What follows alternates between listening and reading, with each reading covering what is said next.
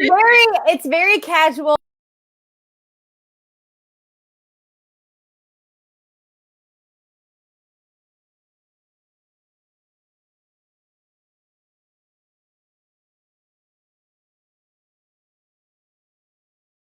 Mute in between. So Chris on his laptop sounds like he's in a rocket ship.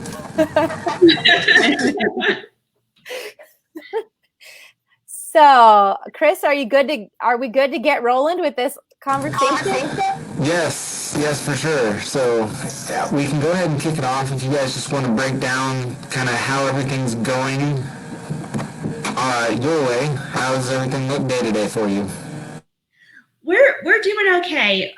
We, as the public knows, we're not accepting outreach, and so we're doing a lot of our services via webinar or teleconference.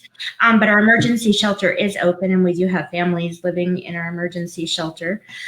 Staff are mostly working through telework, and we're starting to experience an increase in call volume and victims needing services. So that was expected.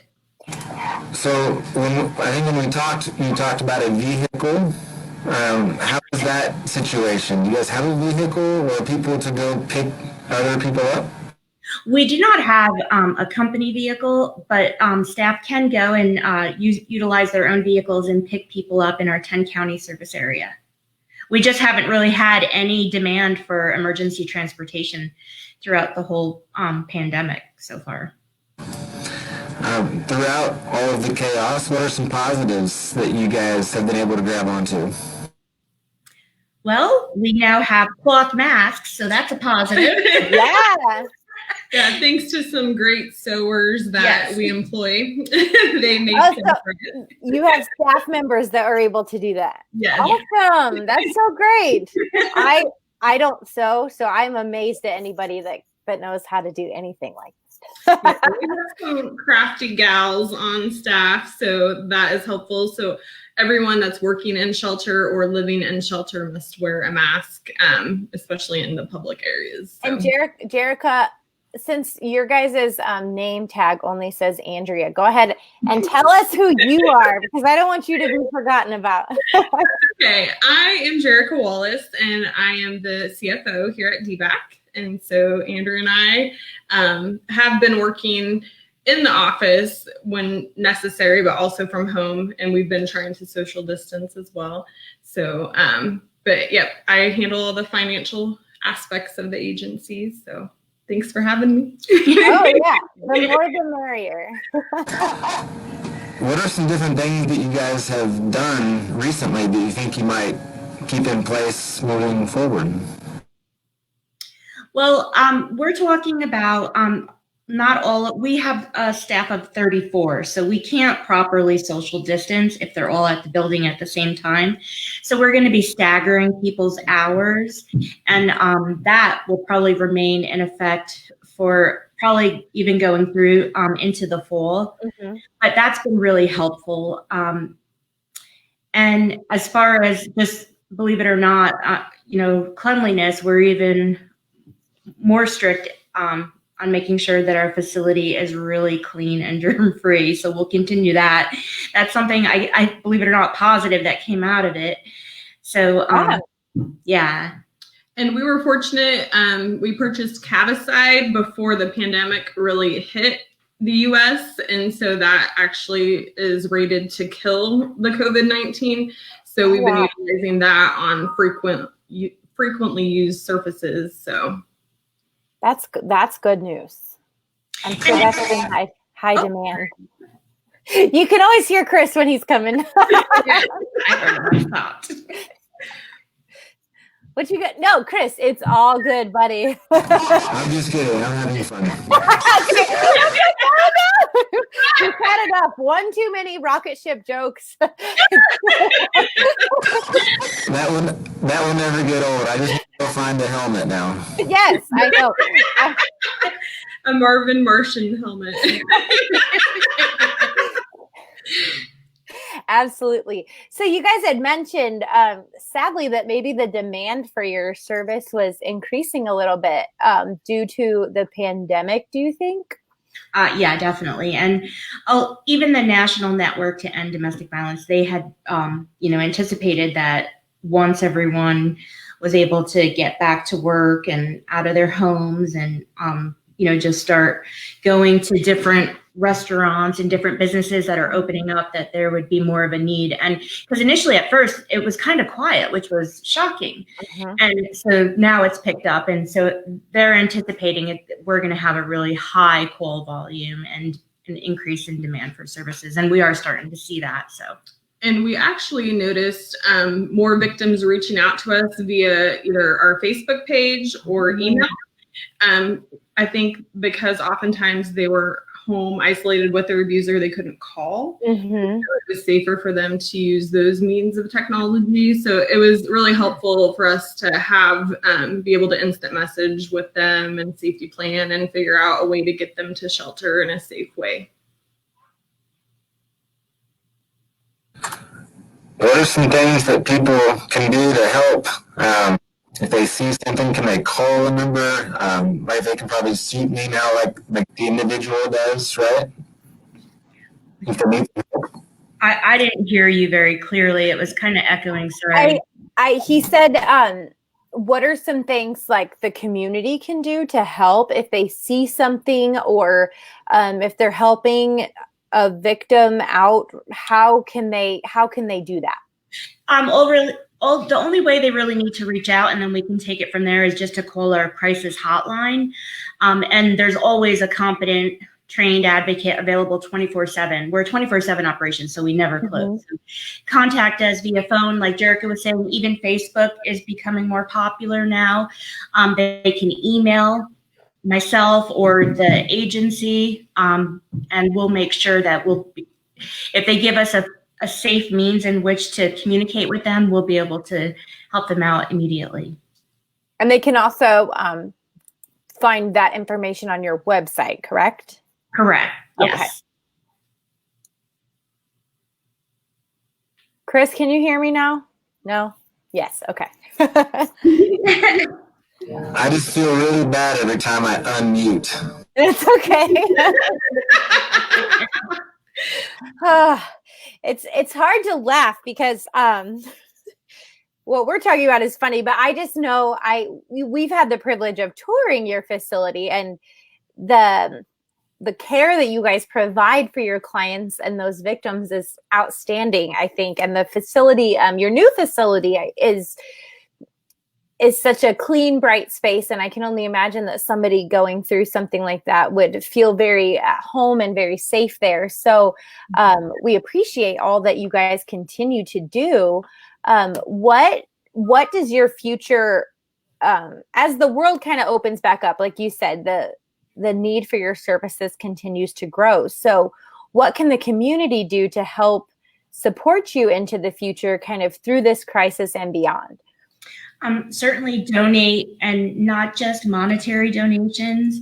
I don't think people realize, but when we eventually transition people out of our shelter, they have very little. So if they don't go back to their home that they originally came from, they need all the things that people need once they, in their homes. They don't have dishes, they don't have silverware, toiletry items, shampoo, conditioner, just about anything you could think of, a vacuum cleaner, clothing.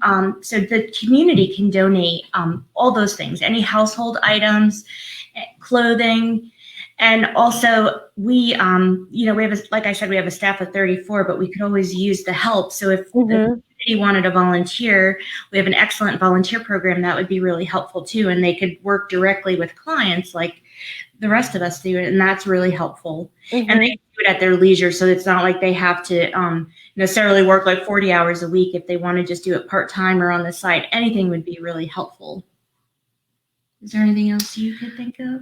What I would add, we host an annual golf classic, and this year would have been, I think, our 23rd annual. And due to the COVID pandemic, we had to cancel that golf tournament. And historically, it's generated about $30,000 in revenue for us that is used to balance our budget. And so we're looking at a deficit of that amount. So we're trying to offset that either through donations. We've been writing some local grants. We wrote to the Greater Salina Community Foundation as well. And so we are hoping that we're still able to put on our Casino Royale in October, but it kind of depends on the future of what's going on and the health and safety of the community in general. And so if we do have to cancel that fundraiser, that is $60,000. So we're looking at $90,000 that we have to figure out a way to raise that to sustain our current operations. So if there's anyone that would like to donate monetarily, like Andrea said, in kind, with items, time, anything, we'll take it. Yes. Awesome. What's the best way to do that? Is there online giving? Yes, we have on our website donate tab through PayPal. There's also a donate button on our Facebook. And then donations can be accepted in person at our office or mailed to our P.O. Box 1854, Salina, Kansas. So, and they're all tax deductible. Yes. Of course. Awesome. Very good. Yes, we've chatted with several organizations, I would say today, who are in that same unfortunate boat where their big fundraisers are either canceled or going virtual. And I've seen some articles or videos about how to take a golf tournament and make it virtual. And I haven't watched them, but I would be happy to share those links with you if you think that would be helpful at all. I'm not sure what that looks like, but I think as we've all experienced through this, the community that supports you through that golf tournament will still step up and come to your aid and support you, even if that means they can't play golf at a tournament together. Because I do think a lot of people are still out golfing, actually. That's the one thing they can do. So that's been kind of nice. Are there any collaborations across the community that have been particularly beneficial to you guys during this time? And if not, that's okay, because you guys seem like super strong, super self-sufficient. You guys have really stepped it up and you reached out, and I really appreciate that. Asking how you could help, that's pretty amazing. That's very generous. It is. And we've had some different people and agencies that have donated to us that haven't historically. Right. And so those were nice little surprises in the mail that we received that were unexpected and much needed. So we appreciate that. Yeah. This is a very giving community. They have been very giving towards our agency, and they believe in our cause and what we're doing. And so we're really grateful. That is, I agree with you. We are so blessed to serve this community. And I think what the generous people out there see is all the passion that all of these people behind these wonderful organizations have for their causes, and how something like this pandemic did not stop them from serving those in need. So we thank you for all that you guys continue to do every day. It's inspiring. Chris and I keep talking about that. Like, you guys are our 14th, I think, 14th or 6th, I think 14th or 16th interview of the day. And we're tired, but it's never exhausting to hear all the great things that are going on and to see fun people like you guys. This is different. We've never done this before. Yeah, this is a great way. We haven't either. It's like the pilot episode of our reality show here. I've been watching a lot of people do a lot of different virtual things, and I'm kind of thinking to myself, we could do that. Like, we as the community foundation have the pleasure of touring your facilities and meeting all of you, but I don't think the community always knows that you guys are there and that we can come talk to you all the time. So we're bringing you to the people. That's great. So Chris, take us out. Well, I didn't say much, but if it sounds like I'm in a spaceship, takeoff is in about 10 seconds. So. But no, guys are amazing. Thank you for all you do. Thank you for all the feedback. Yeah, it really is amazing. Like Megan said, when you dive into what everyone's doing, the big picture is the same song from everybody, that it is a very giving, supportive community, that everyone kind of helps connect each other and helps each other out in different ways. So it's pretty cool to hear.